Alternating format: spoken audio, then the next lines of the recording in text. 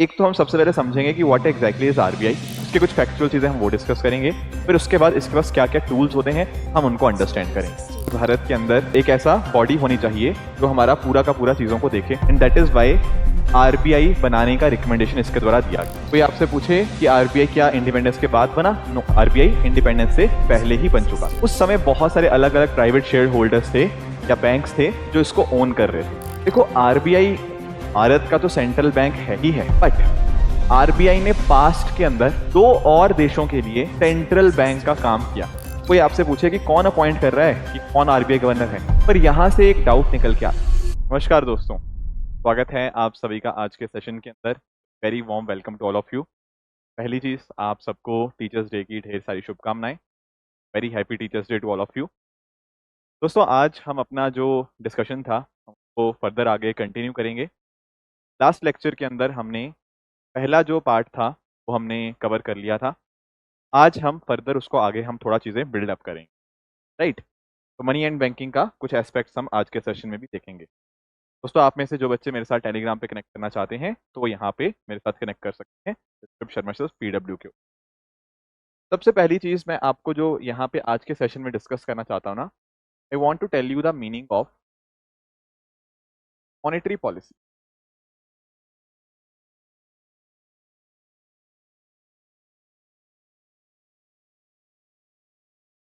इसको समझते हैं कि what exactly do we mean by the term monetary policy. देखो, पॉलिसी मैंने लास्ट लेक्चर में डिस्कस भी किया था, ये एक नीति ना, एक पॉलिसी। और जब हम इंडिया के सेंट्रल बैंक के कॉन्टेक्स्ट में बात करते हैं तो वो आरबीआई होता है। तो अगर रिजर्व बैंक ऑफ इंडिया, हमारा जो सेंट्रल बैंक है, जब भी वो कोई नीति बनाता है तो हम मॉनेटरी पॉलिसी बोल देते हैं, राइट। ये हमने लास्ट लेक्चर में थोड़ा सा इसका इंट्रोडक्शन हमने डिस्कस कर लिया था। अब आज के सेशन में क्या करना है, एक तो हम सबसे पहले समझेंगे कि व्हाट एग्जैक्टली इज आरबीआई, उसके कुछ फैक्चुअल चीज़ें हम वो डिस्कस करेंगे। फिर उसके बाद इसके पास क्या क्या टूल्स होते हैं हम उनको अंडरस्टैंड करेंगे, राइट। देखो,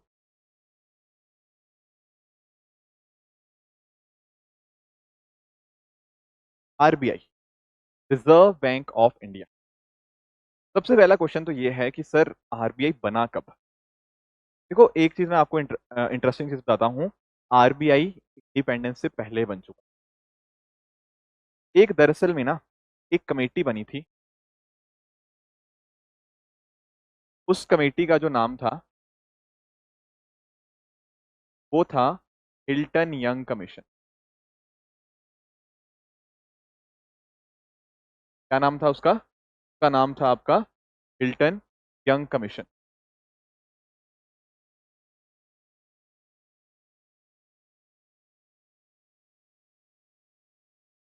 एक पर्टिकुलर कमेटी थी जिसने रिकमेंड किया कि भारत के अंदर एक ऐसा कमीशन होना चाहिए, जो एक ऐसा बॉडी होनी चाहिए जो हमारा पूरा का पूरा चीज़ों को देखे, and that is why RBI बनाने का रिकमेंडेशन इसके द्वारा दिया गया।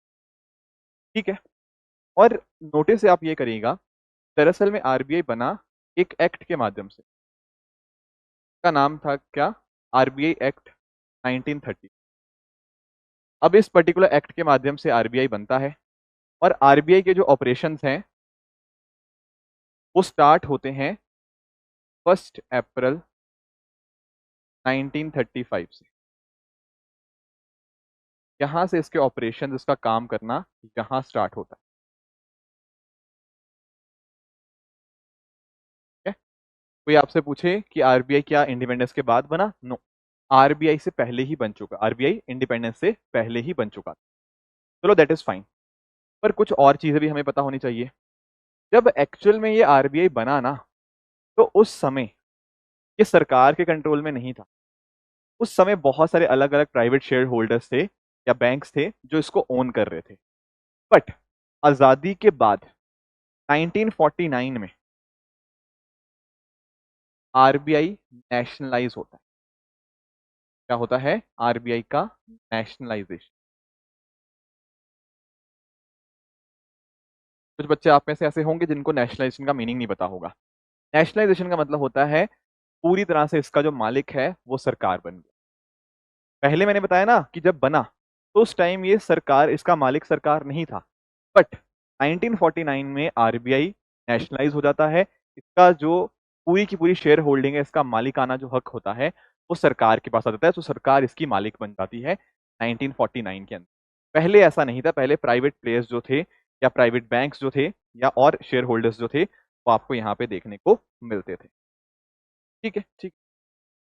एंड इनफैक्ट अगर मैं बात करता हूं पहले आरबीआई गवर्नर की, तो उनका नाम था ऑसबॉर्न स्मिथ। ठीक है, ये इंडियन नहीं थे। राइट, कई बार फैक्चुअल अगर कोई पूछने की कोशिश करे कि who was the first RBI governor, तो his name was Osborne Smith. But अगर हम बात करते हैं दोस्तों फर्स्ट इंडियन आरबीआई गवर्नर की, फर्स्ट इंडियन आरबीआई गवर्नर का नाम था बस सीडी देशमुख। राइट, ये पहले भारतीय आरबीआई गवर्नर आपको यहाँ देखने को मिल जाते हैं। ठीक है, दैट इज फाइन। अब कुछ बातें और आपको आरबीआई के कॉन्टेक्स्ट में पता होनी चाहिए। जैसे एक पर्टिकुलर मुद्दा तो ये है कि आरबीआई के हेडक्वार्टर्स कहाँ हैं। मैं थोड़ा आपको उसके बारे में बताता हूँ। जब ये आरबीआई बना शुरुआत के अंदर, तो उसके हेडक्वार्टर दरअसल में कोलकाता में थे। बट आगे जाके अराउंड 1938 के आसपास इसके हेडक्वार्टर मुंबई में शिफ्ट होते। तो आज के समय दे आर इन मुंबई। या स्टार्टिंग में जब एस्टेब्लिश हुआ तो कोलकाता में थे, पर बाद में मुंबई शिफ्ट कर दिए गए। आज भी इनफैक्ट आप जाओगे ना तो मुंबई में आरबीआई के हेडक्वार्टर देखने को मिल जाते हैं। एक सवाल मैं आपसे पूछना चाहता हूँ। देखो, आरबीआई भारत का तो सेंट्रल बैंक है ही है, बट आरबीआई ने पास्ट के अंदर दो और देशों के लिए सेंट्रल बैंक का काम किया। मैं एक आपसे चाहता हूं कि आप लोग वीडियो पॉज करो एंड एक बार जरा कमेंट में बताओ मुझे उन दोनों देशों के नाम। वो कौन से ऐसे दो देश थे जिनके लिए आरबीआई ने पास्ट के अंदर सेंट्रल बैंक का काम किया हुआ है? द आंसर इज, ये दो देश थे आपके पाकिस्तान और म्यांमार। कुछ छोटे से समय के लिए, जब तक इन देशों ने अपना खुद का सेंट्रल बैंक नहीं बनाया, तब तक आरबीआई ही उनका सेंट्रल बैंक के तौर पे काम किया करता था for a very short period. But anyways, factual में कभी पूछेगा तो पता होना चाहिए। ठीक है, तो आप लिख सकते हो initially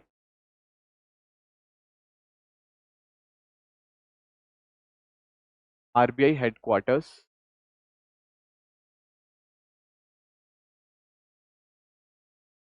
in Kolkata,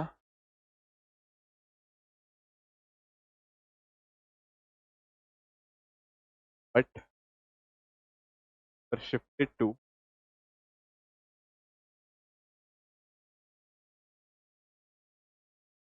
but were shifted Mumbai में शिफ्ट कर दिया गया था इनके जो हेडक्वार्टर्स थे। और ये कब हुआ था? अराउंड 1937 1938, है ना? तो आप लिख सकते हो 1937। ठीक है, और स्टार्टिंग में initially it served as central bank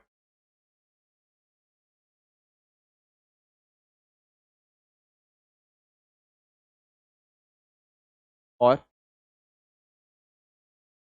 Pakistan and Myanmar, Pakistan and Myanmar for a brief.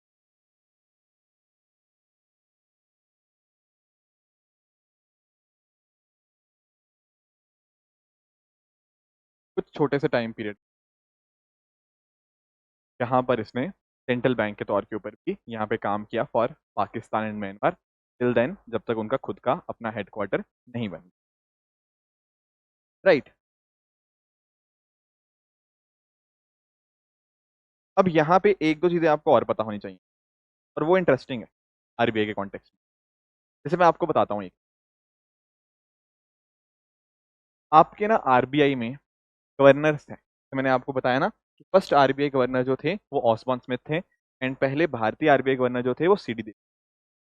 ठीक है, जैसे आज के समय के ऊपर आप लोगों को मैं चाहता हूं कि आप लोग कमेंट्स में जरा ये भी बताओ who is the current RBI governor. आज के समय आरबीआई गवर्नर कौन है एंड कुछ टाइम पहले कौन थे? देखो, आप लोग जानते होंगे कि आज के समय संजय मल्होत्रा जी आरबीआई के गवर्नर हैं। राइट, और पहले शक्तिकांता दास जी हुआ करते थे। उनसे पहले भी आपको नोटिस करने को मिलता है उर्जित पटेल जी रहे। डॉक्टर रघुराम राजन रहे हैं, ये सारे भारत के आरबीआई गवर्नर यहाँ पे रह चुके हैं। अब क्वेश्चन यहाँ पे ये बनता है कि आरबीआई गवर्नर को अपॉइंट कौन करता है। देखो, चाहे आपके आरबीआई गवर्नर हो या जो आपके डिप्टी गवर्नर होते हैं, कि टोटल 4 हो सकते हैं मैक्सिमम, वो सबके सब और कोई नहीं, वो आपकी सेंट्रल गवर्नमेंट ही अपॉइंट करे। कोई आपसे पूछे कि कौन अपॉइंट कर रहा है, कि कौन आरबीआई गवर्नर है, दरअसल में आंसर क्या बनेगा आपका, विल बी सेंट्रल गवर्नमेंट। पर यहां से एक डाउट निकल के आता है। वो डाउट ये है कि आप ये बताएं, क्या आरबीआई, जैसे 100% ओन्ड मैंने आपको लिखवाया, 100% ओन्ड या नेशनलाइजेशन आपका 49 के अंदर हो गया था, क्या इसका मतलब ये है कि आरबीआई वही करेगा जो आपका सरकार कहेगी? देखो, आरबीआई को ना काफी हद तक हमने यहाँ पे ऑटोनॉमी दे रखी है, इंडिपेंडेंस दे रखी है। हालांकि अगर आप इसका एक कानून देखेंगे, आरबीआई एक्ट जो मैं आपको यहाँ मेंशन कर रहा था, इस आरबीआई एक्ट के अंदर ये बात लिखी हुई है कि अगर सेंट्रल गवर्नमेंट चाहे तो पब्लिक इंटरेस्ट के लिए यहाँ पर वो आरबीआई को कुछ दिशा निर्देश या कुछ डायरेक्शन दे सकती है, अगर उसको लगता है कि ये चीज पब्लिक इंटरेस्ट में। ये क्वेश्चन बहुत ही डिबेट का मुद्दा बनता है। ध्यान ये रखना है कि हाँ, गवर्नर को अपॉइंट जरूर आपकी सेंट्रल गवर्नमेंट करती है, पर गवर्नर को ऑटोनॉमी और आपके आरबीआई को ऑटोनॉमी दी हुई है। बट स्टिल, अगर पब्लिक इंटरेस्ट के लिए कभी सरकार को लगता है कि आरबीआई के कुछ दिशा निर्देश देने चाहिए, then that can be given, और ये क्लियरली बात आरबीआई एक्ट के अंदर पे लिखी।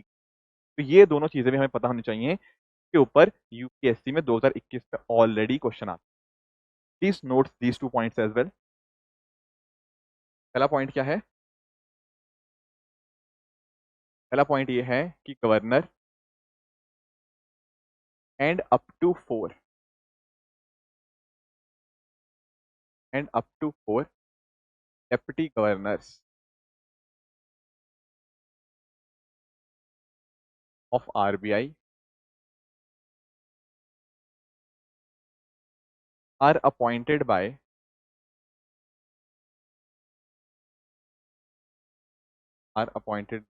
Central government. तो ये बात है, सेंट्रल गवर्नमेंट अपॉइंट करता है, इसी के ऊपर क्वेश्चन आ चुका है। और दूसरी बात आपको क्या ध्यान में रखनी है, दूसरी बात आपको ध्यान में रखनी है कि गवर्नमेंट कैन इशू डायरेक्शंस, दिशा निर्देश देना, government can issue directions RBI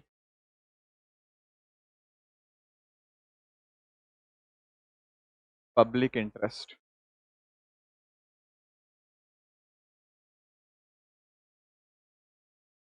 as per RBI act. RBI act sir, ये बात लिखी। अब यहां से दोस्तों एक बात आपको और अंडरस्टैंडिंग करनी है, ये चीज कहाँ लिखी हुई है ये भी इंपॉर्टेंट है।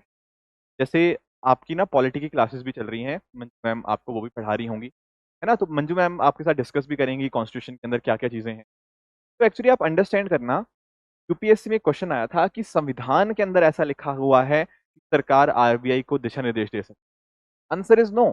संविधान के अंदर ऐसा कुछ नहीं लिखा। जब आप मैम से पॉलिटी पढ़ेंगे, मैम आपको बताएंगी कि कॉन्स्टिट्यूशन के अंदर क्या क्या चीजें मेंशनड है। तो आरबीआई का कहीं भी मेंशन नहीं है कॉन्स्टिट्यूशन के अंदर, संविधान के अंदर मेंशन नहीं। पर इस पर्टिकुलर एक्ट की बात करें, आरबीआई एक्ट की, यहाँ पर ये बात लिखी हुई है कि सरकार आपके आरबीआई को दिशा निर्देश दे सकती है। ये संविधान में नहीं, इस कानून के अंदर ये बात यहाँ पे। I hope that is clear to everyone. ठीक है, बहुत बढ़िया। कुछ और बातें भी हमें पता होनी चाहिए। लास्ट क्लास के अंदर मैं आपको कुछ चीजें बता रहा था, net demand liability, time liability, ये सारी बातें मैंने कल मतलब लास्ट क्लास के अंदर आप लोगों के साथ डिस्कस करी। अब एक्चुअली उसमें हमने ये भी डिस्कस किया था कि आरबीआई का काम क्या होता है, आपके इन्फ्लेशन को कंट्रोल में रखना, ग्रोथ प्रमोट करना, ये सब आरबीआई के काम होते हैं। अब क्वेश्चन ये आता है कि आरबीआई ये करता कैसे है, हाउ डज इट वर्क। यहाँ पर ना आपको ध्यान में रखना है, आरबीआई के पास कुछ टूल्स होते हैं, तरीके होते हैं आरबीआई के। इनमें से कुछ होते हैं हमारे क्वांटिटेटिव टूल,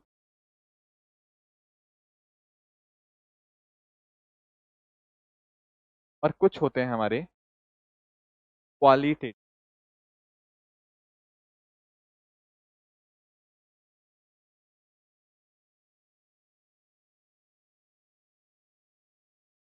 जैसे आप समझना, अभी मैं हम सब डिस्कस करेंगे, जैसे इसमें आपका कैश रिजर्व रेशो हम अभी थोड़ी देर में क्या आ जाएगा, हमारा SLR आएगा। डोंट वरी, मैं सबका मीनिंग बताऊंगा आपको। रेपो आ जाएगा, बहुत सारी ऐसी चीजें हम यहाँ पे डिस्कस करें। एक एक करके सबको देखना, और भी एग्जांपल्स हैं इसके अंदर। ऐसे ही आपके कुछ क्वालिटेटिव टूल्स होते हैं, जैसे मॉरल सुएशन हो गया। ये चिंता नहीं करनी, ये सब वर्ड्स का हम मीनिंग अंडरस्टैंड करेंगे, कुछ आज में कुछ। इसके अलावा अगर हम बात करें, आपका डायरेक्ट एक्शन यहाँ पे आ जाता है। सारी चीजें हम देखेंगे। तो एक्चुअली हुआ पता क्या, RBI का काम है कि महंगाई कंट्रोल में रहे। RBI का काम है कि ग्रोथ प्रमोट। तो होगी कैसे, उसके लिए RBI के पास कुछ तरीके हैं। वो तरीके हमें समझने होंगे।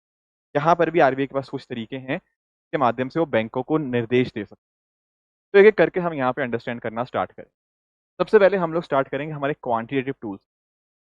पहला क्वांटिटेटिव टूल जो हमें डिस्कस करना है, that is your CRR,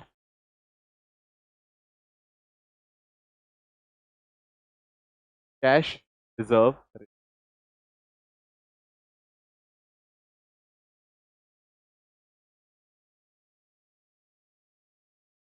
CRR, cash reserve. अब देखो यार, इट इज इंपॉर्टेंट कि एक बैंक स्टेबल रहे। इट इज इंपॉर्टेंट कि बैंक के पास पैसा रहे। कभी ऐसा ना हो बैंक के अंदर डिपॉजिटर्स अपना पैसा निकलवाने जाएं और बैंक बोले कि भाई मेरे पास पैसा ही नहीं है। इसका एक तरीका पता क्या है बैंक को स्टेबल रखने का, वो है कैश रिजर्व रेशो। अब इसमें पता क्या होगा, एक बात अंडरस्टैंड करना, मैं आपको एग्जांपल से समझा। Let us take an example, कि हमारा एक बैंक है, ठीक है, कोई भी ICICI, HDFC, पंजाब नेशनल, सारे बैंक। अब RBI पता क्या बोलता है, RBI बोलता है इसको कि आप ये चेक करो कि आपका NDTL कितना। वर्ड है यहाँ पे, what is the word, NDTL। What is NDTL? Net demand and time liability.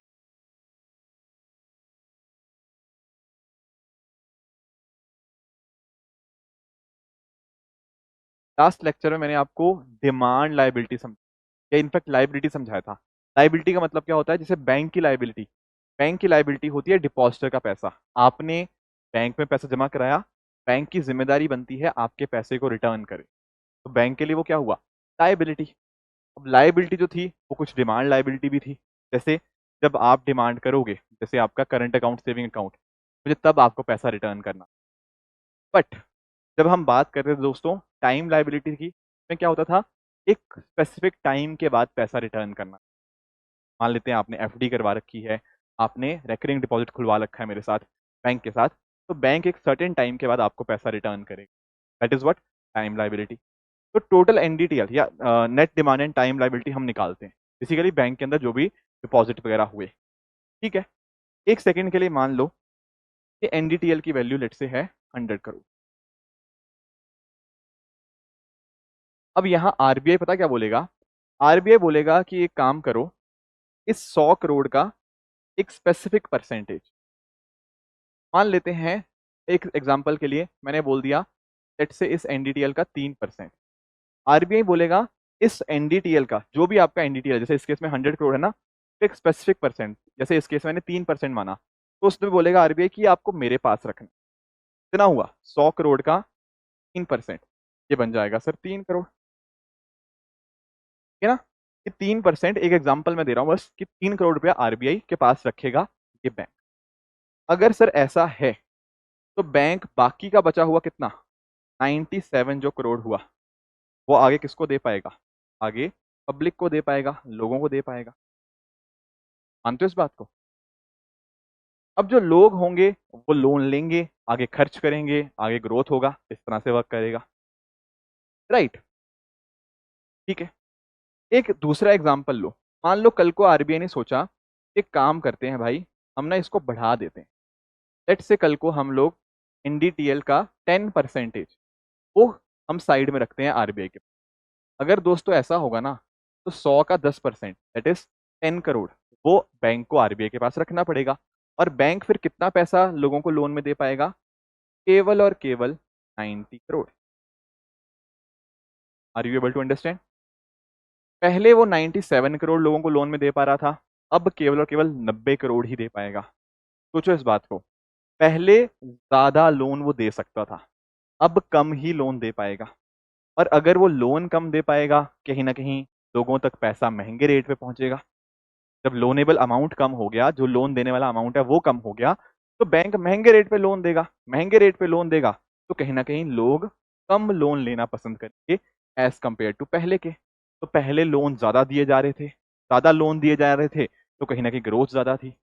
पर अब यहाँ पे क्या है, अब यहाँ पे लोन कम दिए जा रहे हैं, कहीं ना कहीं वहां पे आपकी ग्रोथ कम हो जाएगी। या आप ऐसा भी कह सकते हो कि लोगों तक कम पैसा पहुंचेगा, कम पैसा पहुंचेगा तो अगर लोगों तक पैसा ही कम पहुंचेगा तो लोग खर्चा कम करेंगे, खर्चा कम करेंगे तो इन्फ्लेशन कंट्रोल में आ जाएगी। तो एक्चुअली आप अंडरस्टैंड करो हुआ क्या है यहाँ पे। यहाँ पे ना पहले CRR 3% था, अब हमने उसको 10% कर दिया। जब हमने CRR बढ़ाया ना, तो इन्फ्लेशन कंट्रोल में कैसे इन्फ्लेशन कंट्रोल में आ गई, क्योंकि CRR बढ़ाने से लोगों के हाथ में कम पैसा पहुंचा।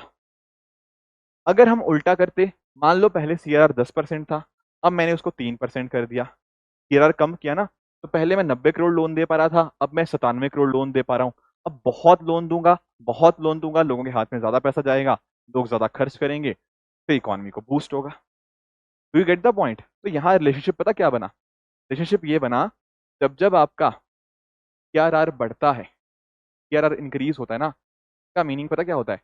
का मीनिंग होता है, तो क्या होता है CRR बढ़ाने से आपका इन्फ्लेशन कंट्रोल होता है, महंगाई कंट्रोल आप यहाँ पे कर सकते हैं। और दूसरा रिश्ता क्या पता होना चाहिए आपको? दूसरी चीज ये पता होनी चाहिए कि जब आप CRR को कम करते हो, CRR में रिडक्शन आता है, से आपका ग्रोथ प्रमोट होता है, से ग्रोथ बढ़ जाती है इकोनॉमी में आता है। ये रिलेशनशिप आपको पता होना चाहिए, CRR कम करने से या CRR बढ़ाने से क्या इम्पैक्ट आपकी इकोनॉमी पे आएगा। ठीक है, इट फाइन? ठीक है, तो आप ना अपनी कॉपीज के अंदर एक तो ये नोट कर सकते हो CRR बढ़ाने का क्या इम्पैक्ट है, CRR कम करने का। एंड अगर आप इस डायग्राम को बनाना चाहते हो अपनी क्लैरिटी के लिए, that can also be right. अब मैं कुछ आपको लिखवा देता हूँ CRR के बारे में। पहली चीज तो, जो पैसा रखना है वो किस फॉर्म में रखना है? वो कैश की फॉर्म में रखना है। किसके पास रखना है? पहली चीज तो कैश की फॉर्म में रखना है। किसके पास रखना है? कि RBI के पास रखना है। It needs to be maintained with reserve bank of India. ठीक है, अपने पास नहीं रखना, RBI के पास यहाँ पे रखना है। ठीक है, अब एक क्वेश्चन यहाँ पे एक और आता है, सर अगर बैंक अपना पैसा RBI के पास रख रहे हैं तो क्या कुछ बैंकों को इंटरेस्ट मिलता है इसके ऊपर? Sir is no. CRR के ऊपर बैंक्स को कोई इंटरेस्ट नहीं, banks do not get any interest. बैंकों को यहाँ पे इंटरेस्ट नहीं, बैंकों को साइड में रखना है, हाँ तो रखना है। सर ऐसा कहाँ लिखा गया है? दोस्तों ये लिखा गया है आपके RBI। और अगर मैं RBI एक्ट की बात करूँ ना, इसमें कोई मिनिमम या मैक्सिमम लिमिट नहीं रखी गई। आप चाहो तो कल को CRR 0 कर सकते हो, चाहो तो 100% भी कर सकते हो। इस कानून के अंदर कोई मिनिमम या मैक्सिमम लिमिट नहीं रखी गई। नो मिनिमम और मैक्सिमम लिमिट, राइट।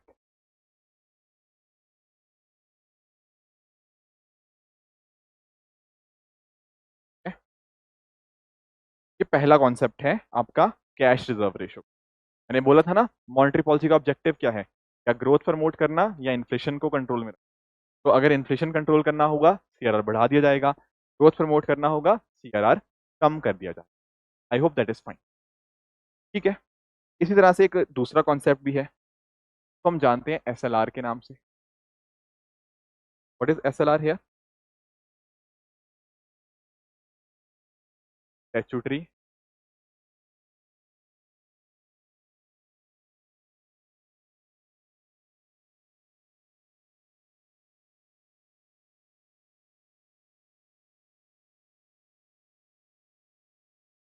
अब यहाँ ना वर्ड कैश नहीं है, या आप पिछले वाले एग्जांपल में देखो CRR में वर्ड था कैश, यहाँ वर्ड कैश नहीं है, यहाँ वर्ड है लिक्विड।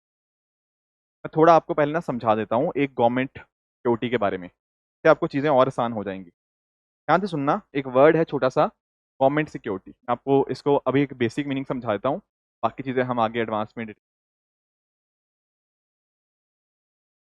एक्चुअली आप समझना इस बात को।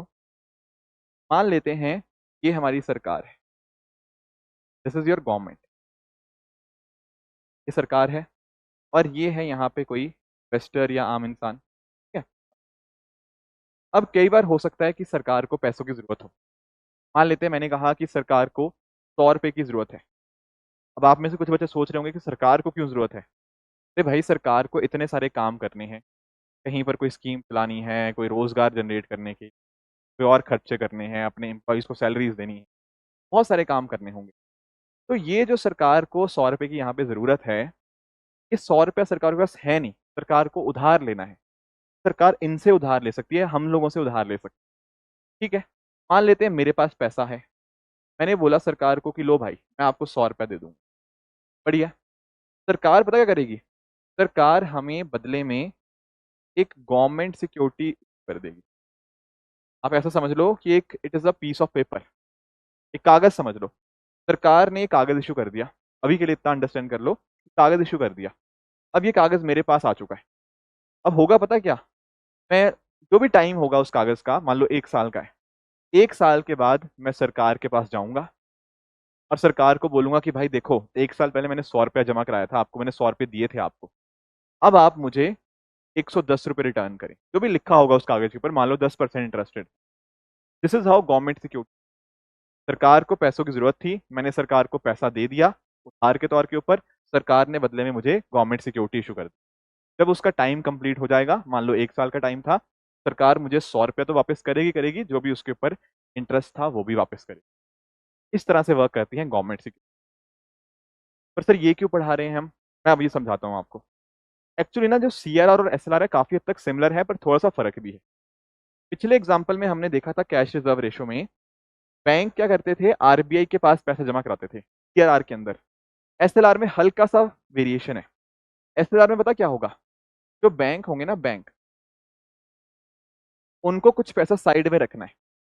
अब ये जो पैसा साइड में रखना है ना, ये लिक्विड फॉर्म्स के अंदर होना चाहिए। किस अंदर होना चाहिए, लिक्विड फॉर्म के अंदर। लिक्विड फॉर्म में क्या आता था, याद करो लास्ट लेक्चर मैंने आपको लिक्विडिटी का मतलब समझाया था। ऐसी चीजें जिनको कैश में कन्वर्ट करवाना आसान है।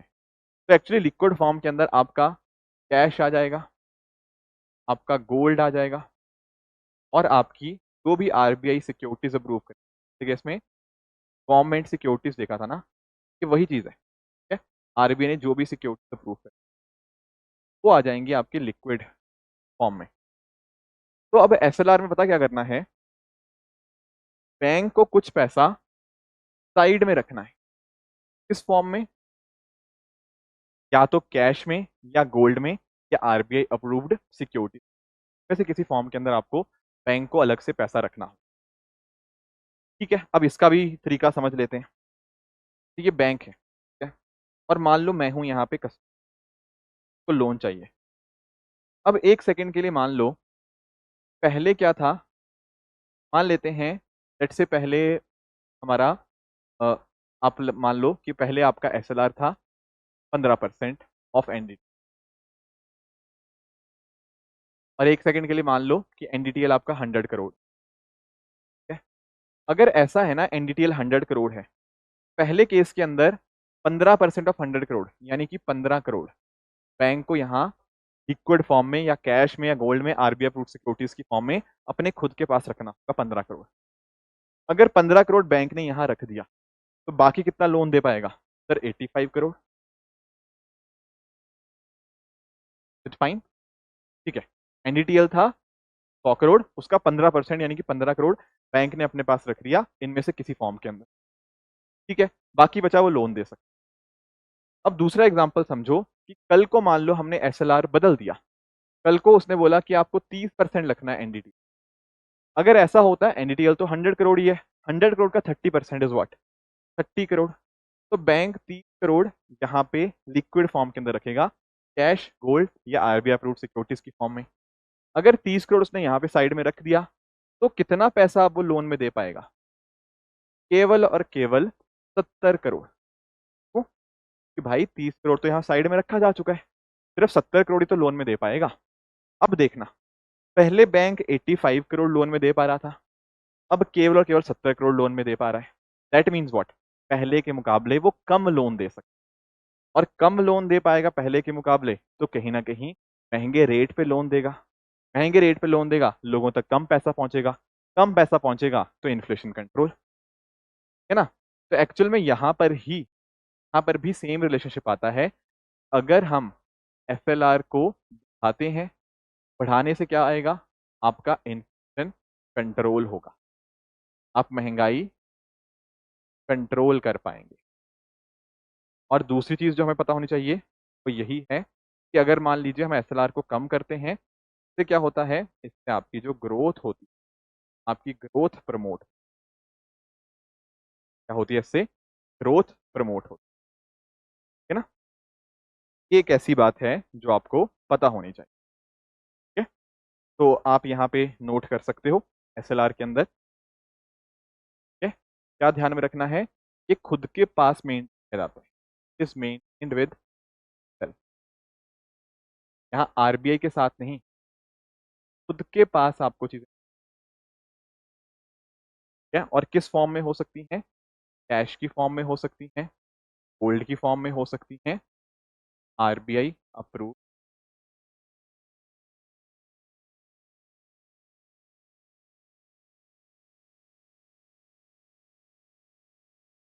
ठीक है, वहां पे केवल था कैश, यहाँ पे तीनों है। एक छोटा सा क्वेश्चन और, क्या यहाँ से कमाई हो सकती है बैंक की? Answer is yes. पता है कैसे? अगर मान लो बैंक ने गोल्ड में पैसा रख दिया और गोल्ड की वैल्यू बढ़ गई, बैंक कुछ पैसे कमा सकता है। बैंक सिक्योरिटी में पैसा डाल सकता है, वहां से पैसे कमा सकता है। यहाँ पर आपको क्या ध्यान रखना है?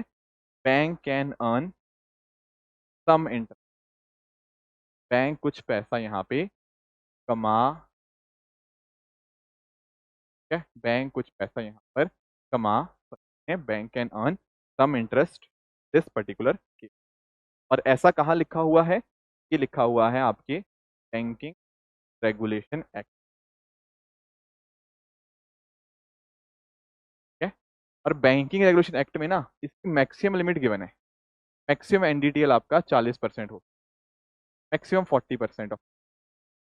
ये लिमिट मैक्सिमम की दे रखी है, मिनिमम की लिमिट नहीं है, मैक्सिमम की लिमिट यहाँ पे दे रखी है। फाइन। ठीक है, तो सेम वही कॉन्सेप्ट है कि सीआरआर बढ़ाने से भी क्या होता है? Inflation control. एसएलआर बढ़ाने से भी इन्फ्लेशन। सीआरआर कम करने से आपका ग्रोथ प्रमोट, एसएलआर कम करने से भी आपकी ग्रोथ प्रमोट।